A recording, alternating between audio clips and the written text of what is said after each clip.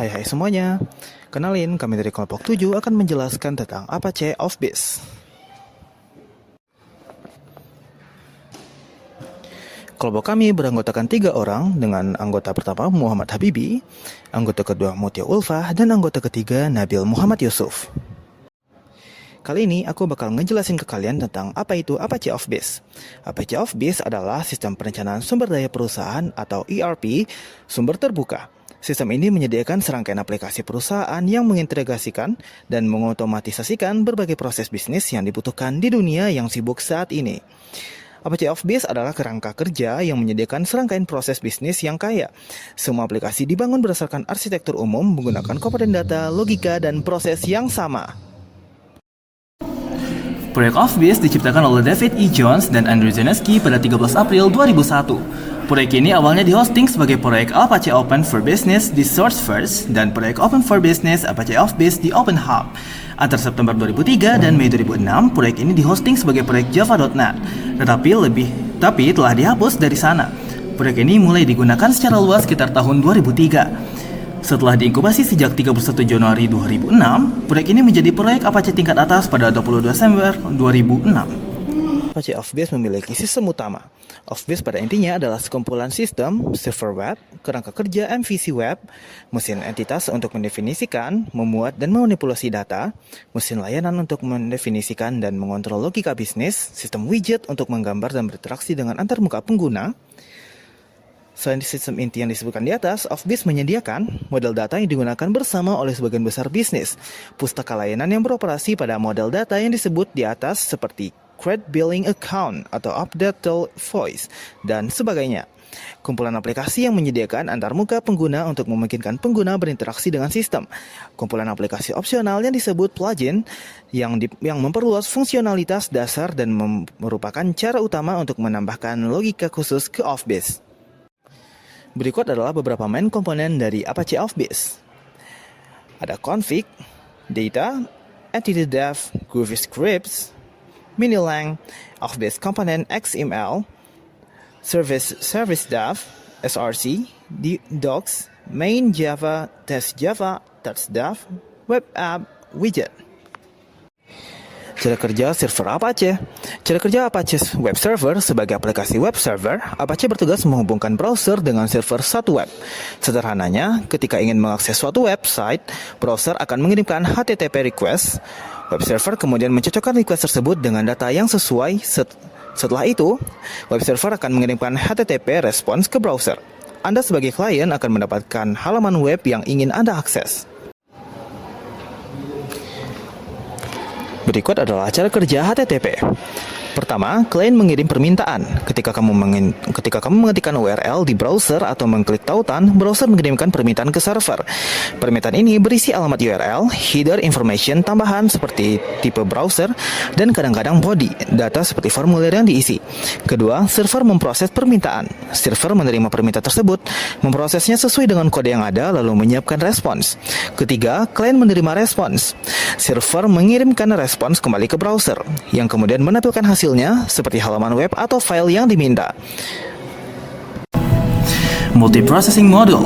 Multiprocessing Model dalam konteks ERP mengacu pada kemampuan sistem ERP untuk menjalankan beberapa proses bisnis secara paralel atau bersamaan. Tujuannya adalah untuk meningkatkan efisiensi, kecepatan, dan kinerja sistem saat menangani berbagai modul ERP seperti produksi, keuangan, SDM, pembelian, penjualan, persediaan. Dalam ERP ada banyak proses yang berjalan bersamaan. Misalnya, modul penjualan sedang memproses pesanan pelanggan, modul produksi sedang menghitung kebutuhan bahan baku, modul akuntansi mencatat transaksi otomatis dari penjualan. Dengan multiprocessing, sistem bisa menjalankan proses-proses tersebut secara simultan di beberapa CPU core atau server mode, mengurangi waktu tunggu atau latency, dan menyeimbangkan beban kerja antar modul. Selanjutnya, keunggulan Apache dari segi aspek teknis. Arsitektur modular yang memungkinkan pengembangan dan pemeliharaan lebih mudah. Fleksibilitas tinggi dengan komponen yang dapat dikustomisasi sesuai kebutuhan bisnis. Selanjutnya, integrasi mudah dengan sistem lain melalui web service dan API. Database Agnostic mendukung berbagai database seperti MySQL, PostgreSQL, Oracle, dan lainnya. Dari segi aspek fungsional, solusi bisnis lengkap mencakup ERP, CRM, e-commerce, RCP, MRP, dan warehouse management. Aplikasi ini terintegrasi yang menghubungkan berbagai fungsi bisnis dalam satu platform. Fitur e-commerce yang komprehensif dengan katalog manajemen, shopping cart, dan payment gateway. Manajemen konten untuk mengelola website dan portal. Selanjutnya, accounting dan financial management yang terintegrasi. Aspek ekonomis, open source dan gratis ada biaya lisensi, mengurangi biaya IT kerana tidak perlu membeli berbagai software terpisah. TCO, total cost of ownership, rendah dalam jangka panjang. Tidak ada vendor login, kebebasan untuk memodifikasi dan mengembangkan. Dari segi aspek keamanan, security for work built dengan authentication and authorization, audit trail untuk tracking aktivitas pengguna, update security rutin dari komunitas Apache. Keunggulan ini menjadikan Apache Office pilihan menarik bagi perusahaan yang mencari solusi ERP open source yang komprehensif, dapat dikustomisasi sesuai kebutuhan spesifik mereka. Di balik keunggulan dari Apache ini, tentu juga ada kelemahannya. Nah, dalam aspek performa, kelemahan Apache ini kurang optimal untuk traffic sangat tinggi dibanding Nginx. Aspek yang kedua yaitu dalam segi konsumsi memori, kelemahannya setiap koneksi menghasilkan proses baru, menjadi boros sumber daya. Aspek ketiga, dalam segi konfigurasi, Apache ini pengaturan kompleks untuk optimal tinggi, dan yang terakhir dari segi skalabilitas. Apache ini tidak terlalu efisien untuk sistem berskala besar berbasis microservice. Selanjutnya, terdapat tantangan dalam penggunaan Apache sebagai user. Yang pertama yaitu kompetisi dengan web server baru. Yang kedua, munculnya Nginx, Lightspeed, dan KDE yang menawarkan performa yang lebih tinggi. Yang ketiga, isu keamanan. Kemudian, rentan jika konfigurasi tidak tepat, misalnya directory traversal, merge security lemah. Kemudian, adaptasi cloud dan containerization. Apache perlu disesuaikan agar efisien di lingkungan Docker atau Kubernetes. Kebutuhan optimasi manual harus disesuaikan secara detail agar performa stabil di beban tinggi. Selanjutnya, bagaimana contoh implementasi penggunaan Apache? Yang pertama, perusahaan dan organisasi. Contohnya, Wikipedia dan Facebook, di mana kedua aplikasi ini awal pengembangan itu menggunakan Apache sebagai web server utama. Yang kedua, banyak lembaga pendidikan dan pemerintahan memakai Apache untuk portal informasi. Nah, dalam lingkungan bisnis, contoh implementasinya yang pertama, digunakan oleh perusahaan e-commerce untuk mengelola website dan API internal. Yang kedua, mendukung aplikasi berbasis internet di lingkungan perusahaan. Nah, dalam pengembangan dan testing, contohnya umum digunakan oleh developer web untuk menjalankan website lokal sebelum deployment. Selanjutnya, perbandingan Apache dengan web server lain. Yang pertama, Apache Office versus Odoo. Apache Office berbasis Java, lebih kompleks, cocok untuk development berpengalaman. Arsitektur lebih kaku tapi powerful, kurang user friendly untuk non-technician. Dokumentasi teknik oriented. Odoo berbasis Python, interface lebih modern untuk intuitif, lebih mudah dipelajari dan digunakan. App Store dengan ribuan modul siap pakai. Community Edition gratis. Enterprise berbayar, lebih populer untuk UKM. Kesimpulannya, Odoo lebih baik untuk kemudahan pengguna. Office untuk customization mendalam. Kedua, Apache Office versus AppNext. Apache Office lebih mature sejak 2001. Fitur monolitik lebih lengkap, lebih kompleks untuk setup, memerlukan Java development. AppNext berbasis Python framework. Interface sangat user friendly dan modern, setup lebih mudah, fokus pada kemudahan pengguna, dokumentasi lebih aksesibel, komunitas sangat aktif.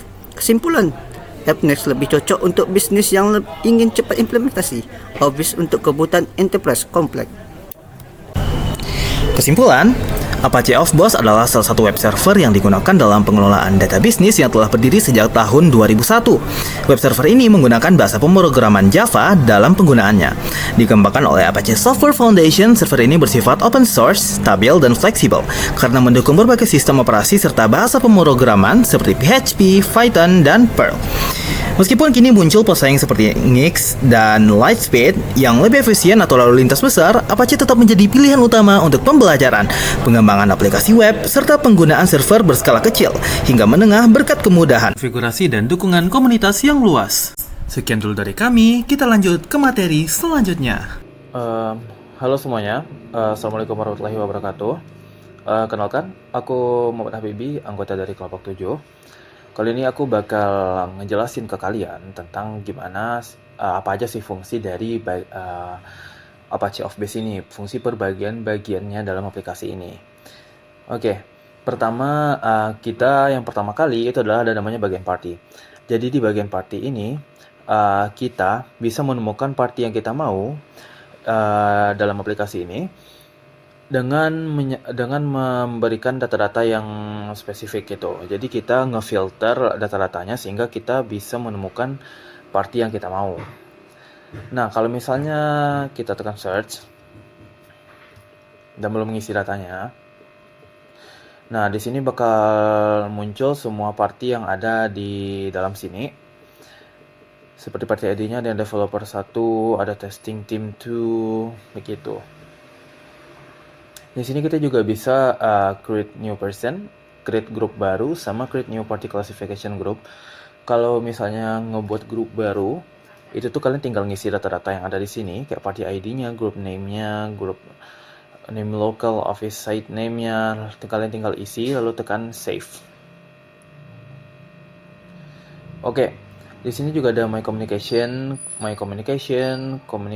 yang mana di sini communication ini berfungsi untuk mencari komunikasi yang kita inginkan. Tinggal masukin aja event ID, communication event ID-nya, nanti bakal muncul di sini.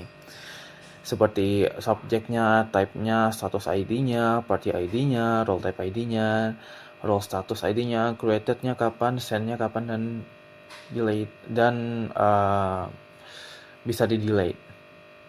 Habis itu visit, ini kunjungan, ini adalah untuk mencari list-list kunjungan yang ada. Tinggal seperti yang di awal tadi, tinggal masukin datanya, lalu akan difilter oleh aplikasinya dan akan muncul sesuai yang kita masukkan di sini. Selanjutnya itu kita lanjut ke bagian katalog.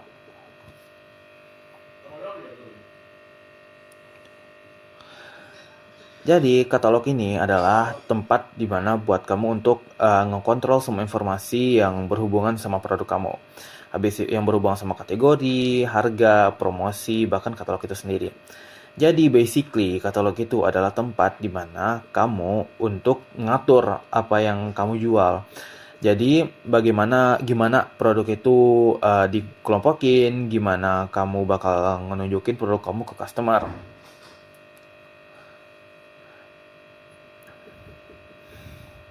Nah, di sini kita bisa ngebuat produk baru, ngebuat produk store baru, habis itu ngebuat katalog baru sama ngebuat kategori baru gitu.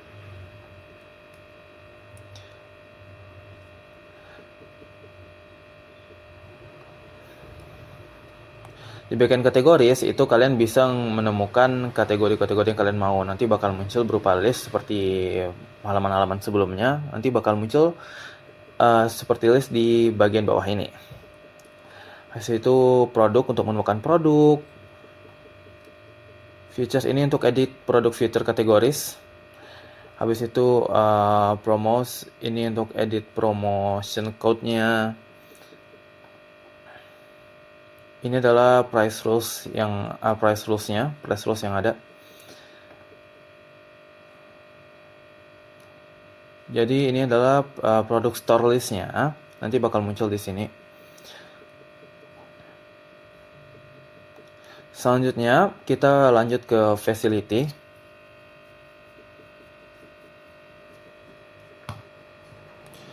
Jadi facility ini adalah tempat di mana orang-orang buat ngelola tempat fisiknya atau tempat lokasi operasionalnya yang digunakan dalam perusahaan gitu. Facility ini dapat berupa gudang, toko, pabrik, atau lokasi produksi. Oke, di facility ini ada facilities, ada facility group. Ini untuk menemukan facility group, find facility group. Habis itu ada inventory item labels, ada shipment gateway config. Di sini ini kita bisa search option, bisa mencari shipment gateway config ID yang kita mau. Sama di sini untuk mencari shipment gateway config types-nya, tipe shipment gateway config-nya. Di bagian shipment itu kita bisa mencari shipment-nya atau mencari pengiriman yang kita mau. Sama kita nggak bisa ngebuat shipment baru atau pengiriman yang baru gitu. Kita selanjutnya lanjut ke order. Order itu adalah tempat pengelolaan transaksi pemesanan barang atau jasa, baik dari sisi penjualan, sales order, atau pembelian atau purchase order. Nah, di bagian order ini ada bagian request. Ini untuk mencari request yang kita sedang pengen cari request misalnya. Nanti kita tinggal masukin aja data di sini. Nanti requestnya bakal muncul di bagian bawah ini dalam bentuk list. Ini untuk mencari quote, tinggal ngisi data seperti tadi. Ini adalah order list. Kita bisa buat new order, new quote, new request, new requirement, new return, sama new allocation plan. Ini find orders, kita untuk mencari order, tinggal masukin order ID-nya sama data-data yang lain yang sudah ditentukan di sini. Nanti bakal muncul dalam bentuk berupa list di bagian bawah ini.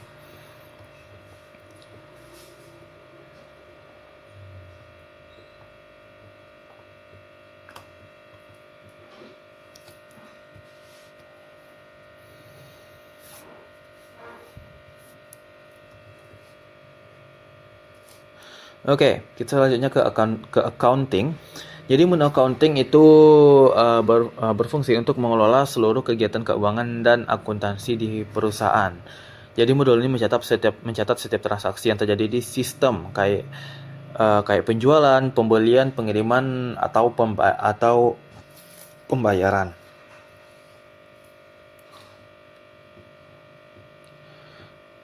Di sini account receivable past due invoice ini semuanya adalah account receivable past due invoice-nya 588,22 US dollar. Di sini ada invoices, di bagian accounting ini ada invoices. Ini untuk mencari invoice yang kita mau. Ada bagian payment untuk mencari payment yang kita mau. Ada payment group, transaction. Mencari payment ini digunakan untuk mencari payment group. Oh ya, di sini kita juga bisa create transaction, bisa create new invoice juga, bisa create payment, bisa create new payment group, bisa ngebuat billing account yang baru, bisa ngebuat agreement yang baru, sama bisa ngebuat financial account.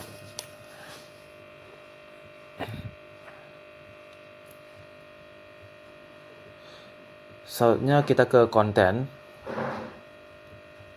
Oke. Di bagian konten ini adalah tempat yang digunakan untuk mengelola semua jenis konten digital atau informasi yang digunakan. Contohnya itu kayak website, ada katalog modul, ada email atau dokumen internal maupun promosi gitu. Jadi tadi konten ini ada website, kita bisa create website, dan ini adalah website list yang ada. Ini ID websitenya, sama ini ID-nya, sama ini nama websitenya. Habis itu kita ke survei ini untuk mencari survei, atau kita bisa ngebuat survei, kita bisa ngebuat survei yang baru. Ini adalah forum group list. Kita bisa ngebuat forum group list ya, kita bisa ngebuat forum group list dengan masukin forum group name-nya sama forum group description-nya. Lalu tinggal submit. Ini adalah contohnya. Contoh list forum group yang ada webstore contohnya ini forum group name-nya webstore forum root. Jadi forum group description-nya e-commerce forums gitu. Nanti ada blog juga, bisa create new blog, dan ini juga list blog yang ada. Setelah itu ada konten, ini untuk mencari konten mencari konten. Ini tinggal masukkan konten ID-nya, konten name-nya, dan data-data yang ada di sini tinggal diisi, lalu bakal muncul di sini berupa list kayak tadi.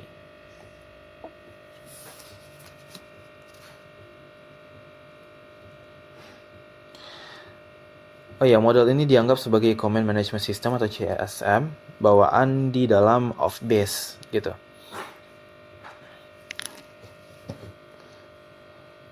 Soalnya di bagian data resource kita bisa kalau pengen nyari data resource-nya atau pengen ngebuat data resource-nya bisa tinggal tekan create. Kalau ingin mencari data resource-nya tinggal isi aja data-data yang ada di sini. Lalu akan muncul di bawah ini berupa list.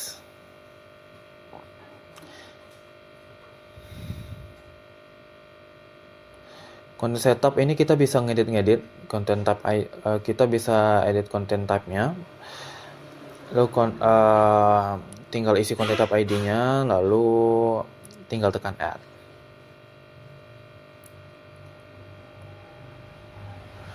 Selanjutnya kita ke bagian manufacturing.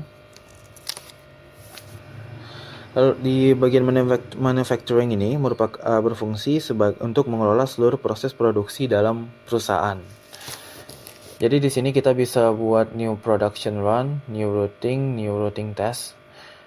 Di sini kita juga bisa find production run-nya, tinggal masukkan production ID-nya, lalu search, lalu nanti bakal muncul production run name-nya, produk ID-nya, quantity-nya berapa, quantity UOM-nya, statusnya gimana, start date-nya kapan, description-nya sama facility ID-nya bakal muncul di sini.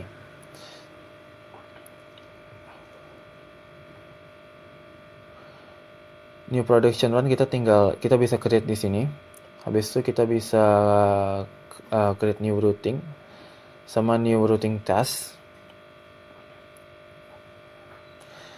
Selanjutnya kita ke SFA. Jadi SFA ini berfungsi untuk mengotomatisasi aktivitas penjualan dan manajemen hubungan pelanggan atau CRM. Di sini kita bisa add contact sama kita bisa add lead. Jadi tinggal masukin namanya, nama terakhirnya, emailnya, sama contact listnya. Lalu tinggal di submit.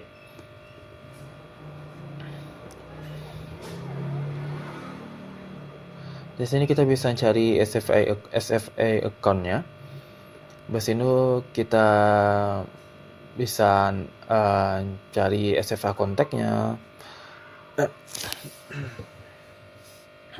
Kita bisa cari find SFA leads dengan ngisi data ini dan tekan find, nanti bakal muncul dalam berupa list kayak gini. Untuk event ini kita bisa nge-create event baru. Jadi purpose-nya apa, event name-nya apa, deskripsinya apa, priority-nya. Jadi ini priority event-nya berapa gitu. Habis itu estimate start date-nya sama estimate completion date-nya.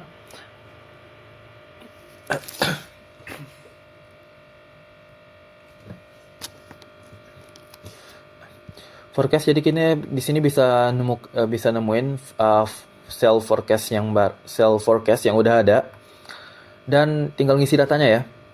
Tekan find, nanti bakal muncul berupa list kayak data-data sebelumnya.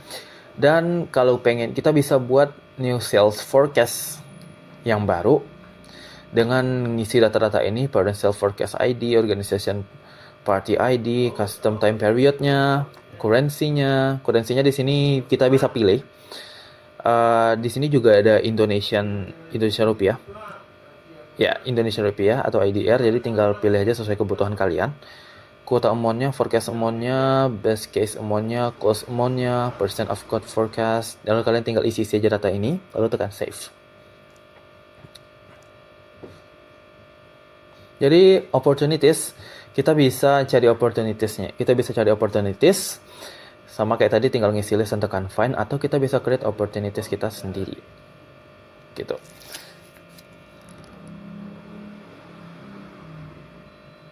Oh maaf, maksud saya bisa edit opportunity. Tinggal isi aja rata-rata ini, lalu tekan save, nanti bakal teredit.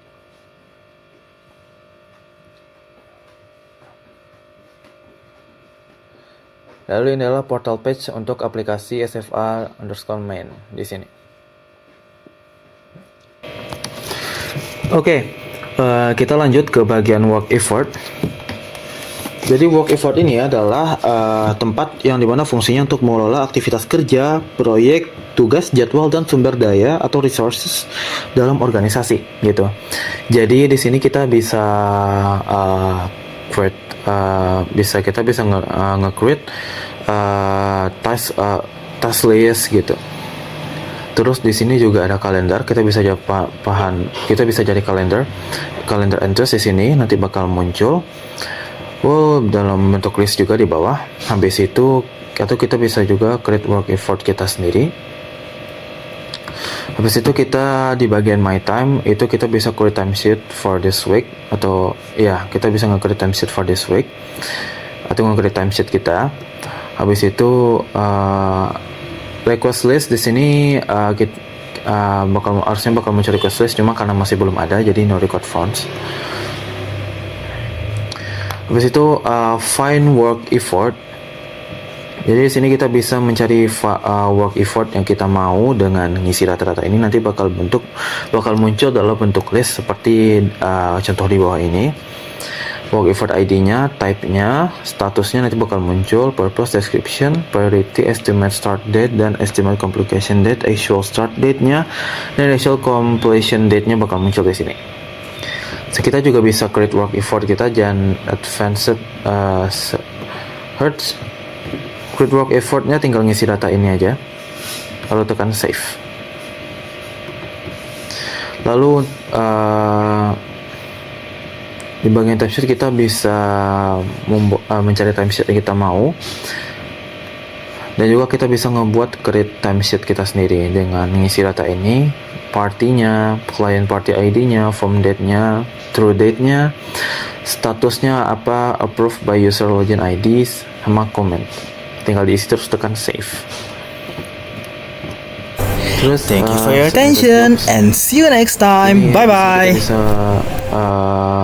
mencari submitted jobs-nya dengan ngisi status ID-nya.